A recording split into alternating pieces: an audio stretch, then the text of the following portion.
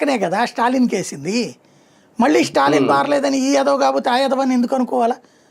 అందుకని కొత్తగా ఛాన్స్ తీసుకున్నారు అక్కడ. అక్కడ సమస్య ఏంటంటే వీళ్ళిద్దరి భావజాలం ఒకటే, కాకపోతే కొంచెం డ్రామా ప్లే చేసుకుంటుంటారు అంతే, సెంటిమెంటల్ డ్రామా. ఇక ఇద్దరి మీద విరక్తి చెందున్నటువంటి వాళ్ళకి విజయ్ ఆల్టర్నేటివ్గా కనిపించాడు.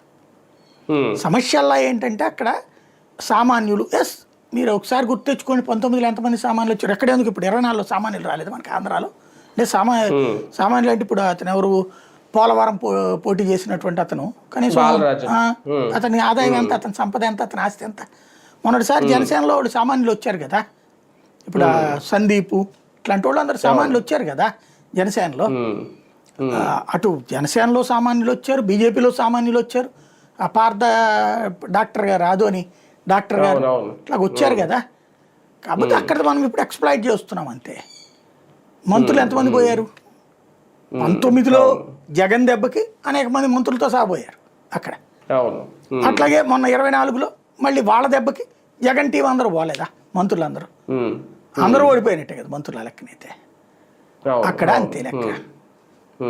సార్, గత రాజకీయ చరిత్రను పరిశీలిస్తే, ఎందుకంటే ఆంధ్రాలో ఎక్కువ వినిపిస్తూ ఉంటుంది ఇది, అధికార మార్పిడి, ప్రజలు ఎన్ని సంక్షేమాలు చేసినా ఏం చేసినా చివరికి వచ్చేసరికి